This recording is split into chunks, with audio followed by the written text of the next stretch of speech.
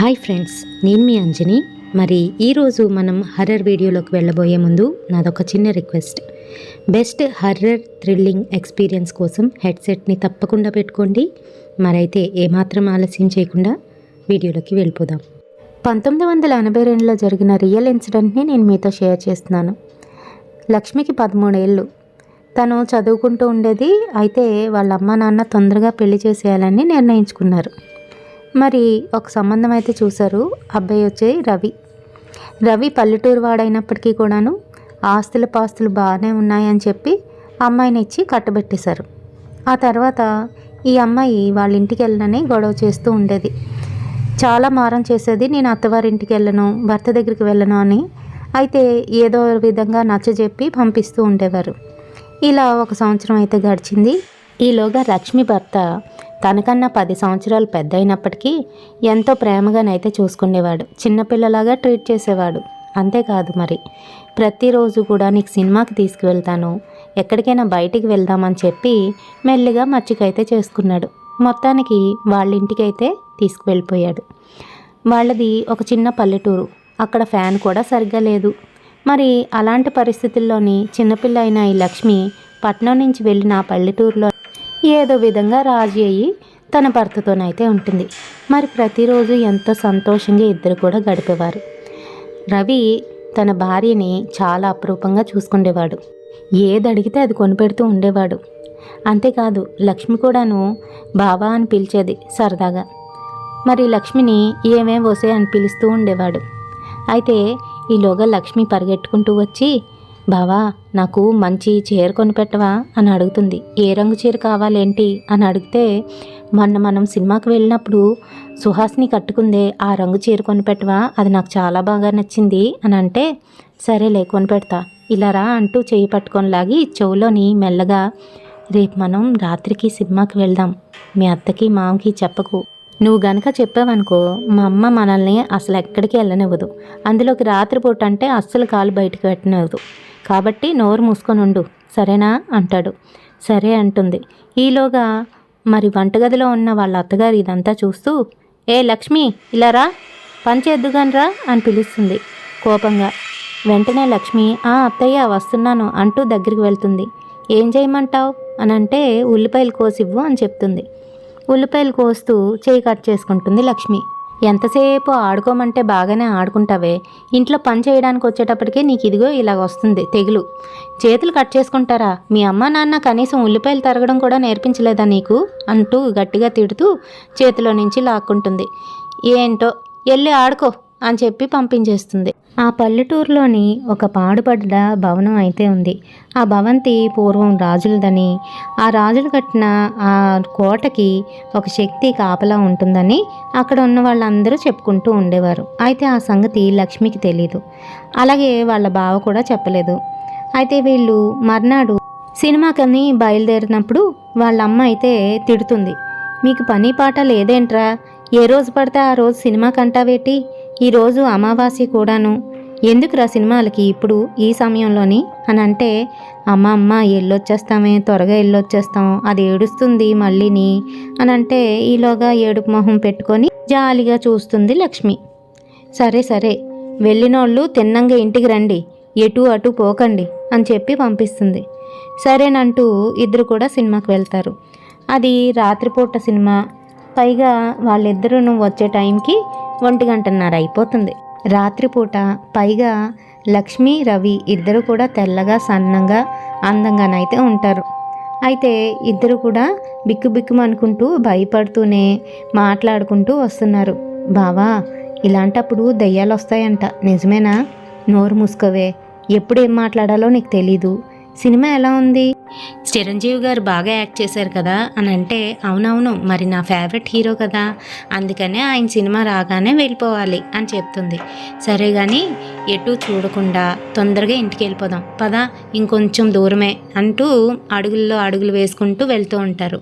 ఈలోగా అదంతా కూడా పచ్చి పల్లెటూరు కాబట్టి అక్కడ రోడ్డు సదుపాయం అయితే లేదు.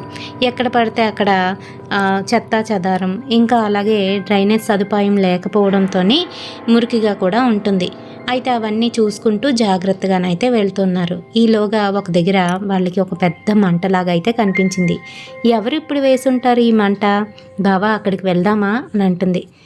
ఏదో ఎవరో వేసుకున్నారులేవే, నువ్వు పద, అటుపక్కకి ఇప్పుడు వెళ్ళకూడదు అంటూ లాక్కొని పోతూ ఉంటాడు. ఈలోగా ఆ మంట కాస్త ఒక మేకపిల్లలా మారిపోతుంది. అది చూడగానే లక్ష్మి కెవ్వున కేక పెడుతుంది. ఏమైంది లక్ష్మి, ఏమైంది అంటూ రవి అయితే అడుగుతాడు. బావా, ఇందాకలా అక్కడ పెద్ద మంట ఉండేదా, ఇప్పుడు అక్కడ ఒక మేకపిల్ల ఉంది బావా అని చెప్తుంది. మేకపిల్ల అంటూ తను చూసేసరికి నిజంగా అక్కడ మేకపిల్లే ఉంటుంది. అక్కడ పెద్ద మంట ఉండాలి కదా, మేకపిల్ల ఎలా ఉందబ్బా అని డౌట్ పడుతూనే సరే సరే పద అంటూ లాక్కొని వెళ్ళిపోతూ ఉంటాడు. ఈలోగా మరొక వైపు ఆ కోట అయితే కనబడుతుంది. ఆ కోట కానుకొని ఒక వేప చెట్టు అయితే ఉంటుంది. అయితే ఆ కోట చుట్టూ ఎవరో తెల్లటి చీర కట్టుకొని తిరుగుతున్నట్టు కనిపిస్తుంది లక్ష్మికి. బావా, అక్కడ ఎవరో నించున్నారు బావా, కోట చుట్టూ తిరుగుతున్నారు అని అంటే ఎవరు లక్ష్మి అని అంటాడు.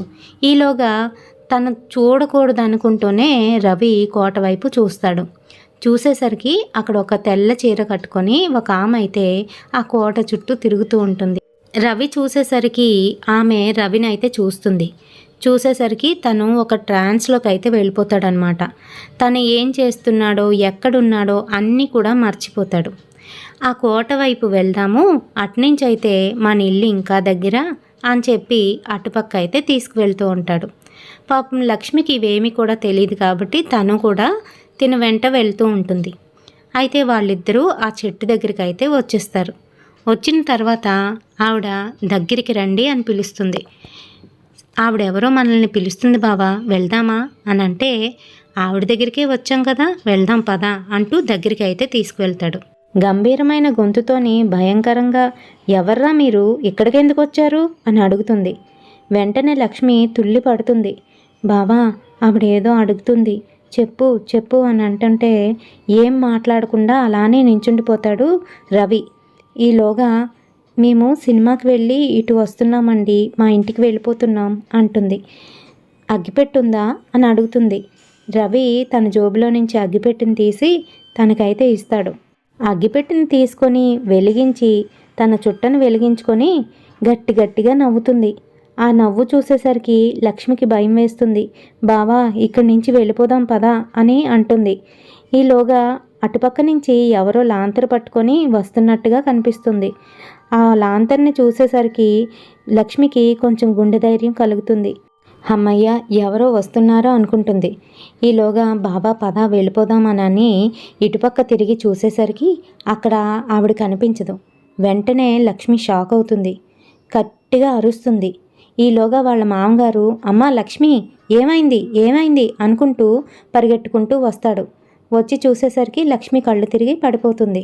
మరి రవి చూస్తే పిచ్చివాడిలాగా అటు ఇటు చూపులు చూస్తూ ఉంటాడు. ఈలోగా వీళ్ళిద్దరినీ తీసుకొని వాళ్ళ మామగారు త్వరగా ఇంటికి అయితే తీసుకువెళ్ళిపోతారు. ఇంటికి వెళ్తూనే ఏమే ఏమే తొందరగా లేగు, వీళ్ళిద్దరూ ఏం చేశారో తెలుసా అంటూ గట్టిగా అరుస్తూ ఉంటాడు. ఏమయ్యో ఏమైపోయింది అయ్యో, ఏటి నా పిల్లలిద్దరూ ఎక్కడున్నారో అని బయటికైతే వస్తుంది. వీళ్ళు చూడవే, వీళ్ళు వెళ్ళి దాని మాయలో పడ్డారు అని అంటే అనుకున్నాను సుమి, అనుకున్నంతా అయ్యింది.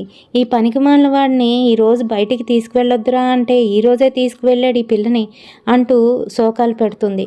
ఈలోగా వాళ్ళిద్దరికీ దిష్టులు తీసి వాళ్ళకి చేయవలసిన ఉపచారాలన్నీ చేసి లోపలికైతే తీసుకువెళ్తారు. లోపలికి తీసుకువెళ్ళిన దగ్గర నుంచి వాళ్ళకి స్పృహ అనేది ఉండదు. అండ్ అలాగే ఇద్దరికీ కూడాను జ్వరం అయితే వచ్చేస్తుంది. వాళ్ళు మాట కూడా మాట్లాడలేని స్థితిలోనైతే ఉంటారు. తెల్లారిగట్ల అయ్యోరిని పిలిచి వీళ్ళకి ఏదో చేయించాలి అయ్యోయ్, లేకపోతే నా పిల్లలు నాకు దగ్గర అయ్యోయ్ అని ఏడుస్తూ ఉంటుంది. ఈలోగా తెల్లారిపోతుంది. తెల్లారిగట్లే వెళ్ళి అయ్యవారిని అయితే తీసుకువస్తారు. అతనంతా చూసి ఆ గాలి సోకినందువల్లనే వీళ్ళకి ఇలా జరిగింది అని చెప్పి ఏవో తాయితులు అయితే కడతాడు. ఆ తర్వాత సాయంత్రానికి కొంచెంగా పుంజుకుంటారు. ఈలోగా రవి మళ్ళీ తన భార్యతో అంటాడు, నిన్న రాత్రి ఏం జరిగింది నాకు అసలు ఏం గుర్తులేదు అని చెప్తాడు. మనం సినిమాకి వెళ్ళి వస్తునేటప్పుడు ఆ మంట మేక, ఆ తర్వాత మనం అటుపక్క వెళ్ళాం కదా, అక్కడ మనం బంగ్లా వైపు వెళ్ళేసరికి అక్కడ ఒక ఆవిడ నీకు అగ్గిపెట్టి అడిగింది అని అంటే ఆగాగు, మనం రాజుగారి బంగ్లా వైపు వెళ్ళామా? అక్కడికి ఎందుకు వెళ్ళాం? నేనైతే అక్కడి నుంచి తీసుకురాను కదా. నువ్వే బావా అటైతే తొందరగా ఇంటికి వెళ్ళిపోవచ్చని అట్నుంచి తీసుకువెళ్ళావు. పైగా ఆవిడ చూడ్డానికి ఎలా ఉందో తెలుసా? నాకైతే భయం వేసింది సుమి అంటూ లక్ష్మి అక్కడ జరిగిందంతా చెప్తుంది.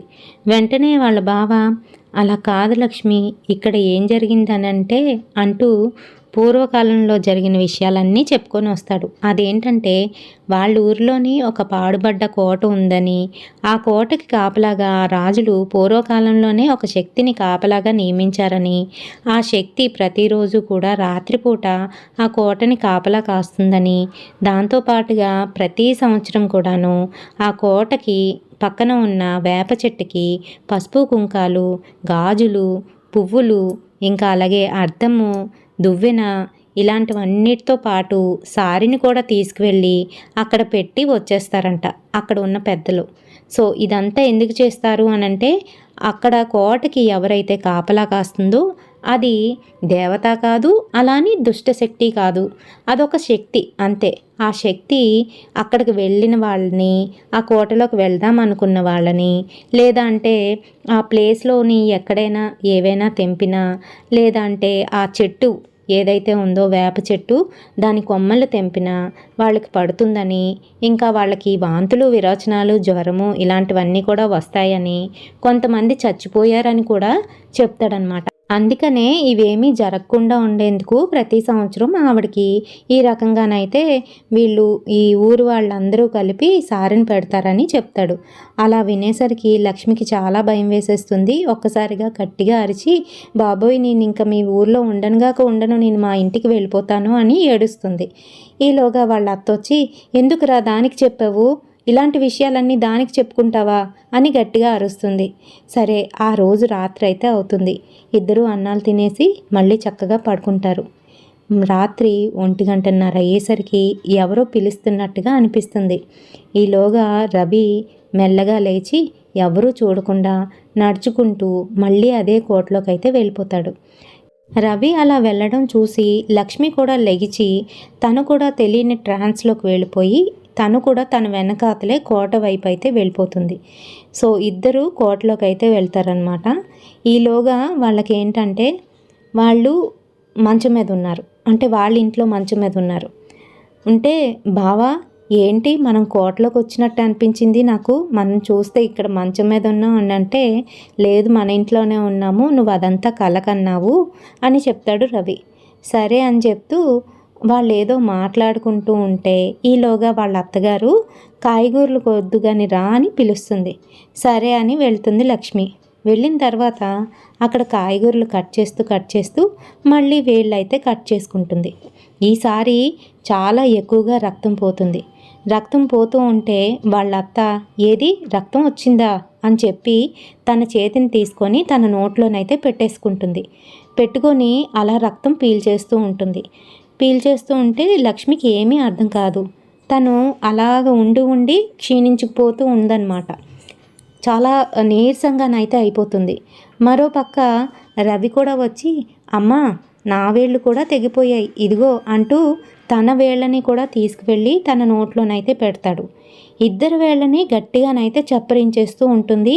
ఈలోగా వాళ్ళిద్దరూ కూడాను బాగా వీక్ అయిపోతున్నట్టుగా అనిపిస్తూ ఉంటుందన్నమాట. ఈలోగా వెనకాతల నుంచి 4-5 కర్రలు పట్టుకొని, ఇంకా అలాగే లాంతర్లు పట్టుకొని ఆ ప్రదేశానికి అయితే వస్తారు. ఎక్కడైతే ఈ భవనం ఉందో అక్కడికైతే వస్తారు. వచ్చి వీళ్ళిద్దరినీ కూడాను బయటికి లాక్కొని వస్తారనమాట. అదేంటంటే వీళ్ళిద్దరూను ఆవిడ ట్రాన్స్లోకి వెళ్ళిపోయి లోనికి వెళ్ళి వీళ్ళంతటా వీళ్ళే చేతుల్ని కట్ చేసుకొని అక్కడైతే రక్తాన్ని ధారగా వేస్తున్నారనమాట. యాక్చువల్గా అది రక్తాన్ని ధారగా వేయడం కాదు, అవతల ఆ శక్తి ఏదైతే ఉందో అది పీల్చేస్తుంది. సో వీళ్ళిద్దరినీ బయటికి తీసుకువచ్చి వాళ్ళందరూ కూడాను వీళ్ళకి చేయవలసిన పరిహారాలు చేసి మళ్ళీ ఇంకొక పెద్ద తాంత్రికుడిని తీసుకువచ్చి వాళ్ళిద్దరికీ అక్కడ పరిహారం చేసి వాళ్ళిద్దరి తరపునను అక్కడ ఏంటంటే క్షమాపణలు చెప్పించి ఇంకా వాళ్ళ చేత కొన్ని పరిహారాలు అయితే చేయించారు. అలా చేయించిన తర్వాత వాళ్ళకైతే ఆ శక్తి కనిపించడం మానేసింది. మళ్ళీ వాళ్ళని పిలిచి తన ట్రాన్స్లోకి లాక్కోవడం అనేది మానేసిందనమాట. అలాగే వాళ్ళు ఏం చెప్పారంటే ఈ ఇద్దరిని కూడాను కొంతకాలం వరకు ఈ ఊళ్ళోనైతే ఉంచకండి, వేరొక ఊరికి పంపించేయండి. ఎలాగా మీ కోడలు చిన్నదాయి కాబట్టి వాళ్ళ అమ్మ వాళ్ళ ఇంటికి అయితే పంపించేయండి, వీలైతే మీ అబ్బాయిని కూడా అక్కడికే పంపించేయండి. ఒక 1-2 సంవత్సరాల తర్వాత మళ్ళీ వీళ్ళని తీసుకురండి, అప్పుడు ఇంకా ఏమీ ఉండదు అని చెప్తారు. సో వీళ్ళు కూడా ఏంటంటే ఇంకా వాళ్ళు బతకాలి, వాళ్ళు బాగుండాలి అని చెప్పేసి అక్కడికైతే పంపించేస్తారు. సో అక్కడికి వెళ్ళిన 1 ఇయర్కే తను ఏంటంటే ప్రెగ్నెన్సీ కన్సీవ్ అవుతుంది. కాకపోతే చిన్న అమ్మాయి అంటే 15 ఇయర్స్ అమ్మాయి. సో ప్రెగ్నెన్సీ అంటే కష్టం కాబట్టి వాళ్ళ అమ్మ ఏం చేస్తుంది అని అంటే అన్నీ కూడాను జాగ్రత్తగా చూసుకుంటూ ఉంటుంది. అసలు వాళ్ళ అత్తగారి ఇంటికి అయితే పంపించదు. అయితే తొలిచూరు కాన్పు కాబట్టి అమ్మగారి ఇంట్లో వేసుకున్నప్పటికీ ఒకసారి అత్తగారి ఇంట్లోనే అడుగుపెట్టి వెళ్ళాలి అమ్మాయి అని చెప్పేసి ఒక పద్ధతి ఉంటుంది. కాబట్టి మా ఇంటికి ఒకసారి పంపించండి అమ్మాయిని అబ్బాయిని అని చెప్తారు వీళ్ళు. సరే అని జాగ్రత్తలు చెప్పి వాళ్ళ అమ్మ అయితే లక్ష్మి ఇంకా అలాగే రవిని పంపిస్తుంది. సో వాళ్ళైతే వాళ్ళ ఇంటికి అయితే వెళ్తారు. వెళ్ళిన తర్వాత వాళ్ళ అత్తగారు కూడా జాగ్రత్తగా చూసుకుంటుందన్నమాట.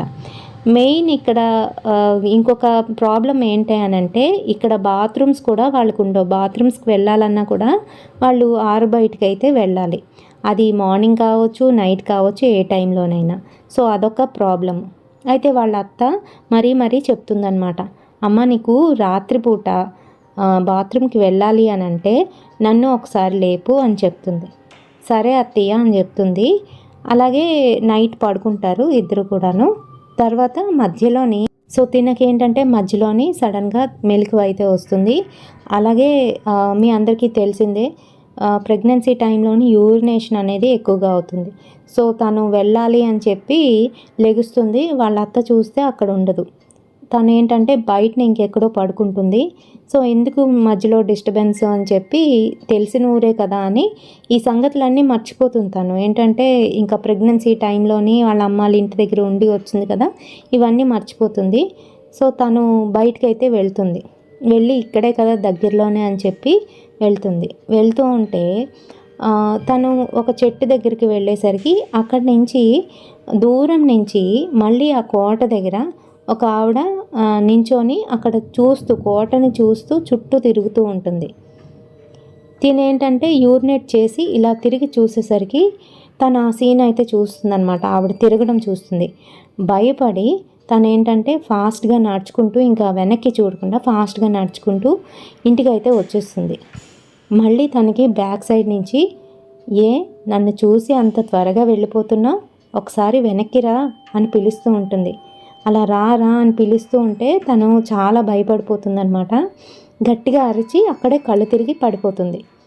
ఎర్లీ మార్నింగ్ 4-4:30 అవుతూ ఉంటుంది. ఈ టైంలో ఏంటంటే ఇంకా వాళ్ళ అత్తగారు ఏంటంటే తనకి కూడా యూరిన్ అని చెప్పేసి బయటకు అయితే వస్తుంది. ఈలోగా దారిలో వాళ్ళ కోడలు పడిపోయి ఉంటుంది. అది చూసిన వాళ్ళ అత్తగారు మళ్ళీ పాపం కోడల్ని తీసుకొని ఇంటికైతే వస్తుంది. దిష్టి అయితే తీపిస్తుంది. అండ్ ఏమైంది ఏంటి అని అంటే అప్పుడు జరిగిన విషయం అంతా కూడా చెప్తుందనమాట. సో ఇంకా ఆవిడ నీడ వీళ్ళ మీద ఉంది అని తెలుసుకుంటుంది.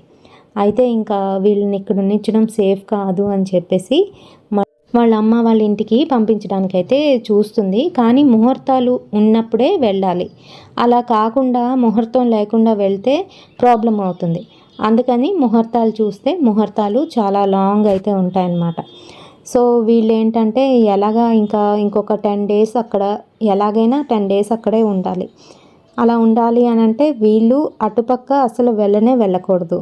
సో అందుకని చెప్పి వీళ్ళు ఏంటంటే మళ్ళీ ఆ తాంత్రికుడి దగ్గరికి వెళ్ళి ఇలా జరిగింది అని చెప్తే అతను ఒక విభూతి లాంటిది ఇస్తాడు. అది ఇంటి చుట్టూ కూడా గిరిలాగా గీసి అందులోనైతే వెయ్యండి, మళ్ళీ అదైతే కప్పెట్టేసేయండి. ఇలా చేయడం వల్ల ఏంటంటే వీళ్ళు ఇంట్లోని చాలా సేఫ్గానైతే ఉంటారు, ఇంకెటువంటి చెడు ప్రభావం వాళ్ళకు ఉండదు అని చెప్తాడు. సరే అని చెప్పేసి వీళ్ళు అలానే చేస్తారు. బట్ ఏంటంటే నెక్స్ట్ డే అంటే 2 days అయిపోయిన తర్వాత వాళ్ళ హస్బెండ్ రవి ఎవడైతే ఉన్నాడో తను ఏంటంటే వాళ్ళ ఫ్రెండ్స్ అందరూ వస్తారనమాట. ఏంట్రా ఇలాగా ప్రెగ్నెన్సీ అంట కదా, ఎలా ఉంది ఏంటి అని చెప్పి అడగడానికి చూడడానికి వస్తారు. ఆ టైంలోనే ఏంటంటే మాతో రావచ్చు కదా, బయటికి వెళ్ళి అలా సరదాగా తిరిగి వద్దామని చెప్పేసి తన్ని తీసుకొని వెళ్తారు. అది ఎప్పుడు తీసుకువెళ్తారంటే మధ్యాహ్నం 2:30 ఆ టైంకి అయితే తీసుకువెళ్తారు. సో 2:30 మధ్యాహ్నం ఆ టైంలో ఏమి ఉండదు కదా అనే ఉద్దేశంతోనైతే వీళ్ళు కూడా ఊరుకుంటారనమాట. అయితే వీళ్ళు ఏంటంటే ఒక దగ్గరికి వెళ్తారు. అక్కడ ఏంటంటే బావిలో ఈత కొడదామని చెప్పేసి బావిలోకి అయితే దిగుతారు అందరూ కూడాను. అక్కడ బావిలో కాసేపు ఈత కొట్టిన తర్వాత, ఒరే మీ చెల్లెలు ఎదురు చూస్తూ ఉంటుంది, నేను వెళ్ళాలి అని చెప్పి తిను ఒక్కడే మళ్ళీ పైకి వచ్చి షర్ట్ అది వేసుకొని నడుచుకుంటూ వెళ్తూ ఉంటాడు. వెళ్తూ ఉంటే మళ్ళీ అదే ప్లేస్కి వచ్చేటప్పటికి అక్కడ ఆ కోట పైన నించొని ఉంటుంది. తినకాసే చూస్తూ ఉంటుందన్నమాట. మళ్ళీ ఆకర్షిస్తుంది. మళ్ళీ తిన ట్రాన్స్లోకి అయితే వెళ్తాడు. తెలియకుండానే తనకి తానే నడుచుకొని లోపలికి అయితే వెళ్ళిపోతాడు. లోపలికి వెళ్ళిన తర్వాత అక్కడ ఏంటంటే అదంతా వాళ్ళ ఇళ్ళలాగే ఉంటుంది. అక్కడ ఒక మంచం ఉంటుంది. ఆ మంచం పక్కనే వాళ్ళ ఆవిడ నించొని ఉంటుంది. తెల్ల చీర కట్టుకొని తలలోని పువ్వులు అవి పెట్టుకొని అందంగా కనిపించి దగ్గరికి రమ్మని పిలుస్తుంది. తిను కూడా ఏంటంటే కంప్లీట్గాను మైకంలోనైతే ఉంటాడు. దగ్గరికి అయితే వెళ్తాడు అండ్ కూర్చొని సరదాగా మాట్లాడుతూ ఇద్దరు దగ్గరగా ఉన్నట్టు ఉంటారనమాట. అలా ఉండేసరికి ఈలోగా తన ఫ్రెండ్స్తో వెళ్ళాడు కదా, ఆ ఫ్రెండ్స్ అందరూ కూడాను స్విమ్ చేసి మళ్ళీ రిటర్న్ అయితే వస్తూ వీళ్ళింటికి ఒకసారి వెళ్ళి కనిపించేసి వెళ్ళిపోదామని చెప్పి వీళ్ళింటికి అయితే వెళ్తూ ఉంటారు. ఈలోగా వాళ్ళ నాన్న చూసి ఏరా మావాడేడి అని అడుగుతాడు. అదేంటి ఇందాకలే వచ్చేసాడు కదా చిన్నన్న అని అంటే, లేదురా రాలేదు, మీతోనే కదా వెళ్ళాడు అని అడుగుతాడు. లేదు చిన్నన్న అని చెప్తే, అమ్మో వాడికి ఏమైందో పదండి అక్కడికి అని చెప్పి మళ్ళీ వీళ్ళందరినీ తీసుకొని అక్కడికైతే వెళ్ళేసరికి మళ్ళీ అక్కడ తెలియకుండానే స్పృహ కోల్పోయి అక్కడైతే పడి ఉంటాడు. మళ్ళీ తనని ఎత్తుకొని ఇంటికైతే తీసుకొస్తారు. ఈసారి హై ఫీవర్ అయితే వచ్చేస్తాయి, వామిటింగ్స్ మోషన్స్ కూడా అవుతూ ఉంటాయి. సో ఆ మాంత్రికుడిని అయితే తీసుకొస్తారు. అయితే ఆ తాంత్రికుడికి అర్థమైపోతుంది, పూర్తిగా తన మాయలోకి వెళ్ళిపోయాడు అని తెలుస్తుంది. చేతికి రక్ష కడతాడు అండ్ అలాగే చేయవలసిన ఉపచారాలన్నీ కూడా చేసిన తర్వాత వీళ్ళని ఇప్పటికిప్పుడే వాళ్ళ ఇంటికి అయితే పంపించేసేయండి, ఇక్కడ మటుకు ఈ రాత్రి ఉండనివ్వకండి, వీళ్ళు ఇక్కడ ఉన్నారు అని అంటే ఖచ్చితంగా అది వీళ్ళని తీసుకువెళ్ళిపోతుంది అని చెప్తాడు. అప్పుడు వెంటనే వాళ్ళనైతే ఆ సాయంత్రం పూటే అమ్మాయికి దిష్టి తీసి వేరొక ఊరికి అయితే పంపించేస్తారు వాళ్ళ అమ్మాళ్ళ ఇంటికి.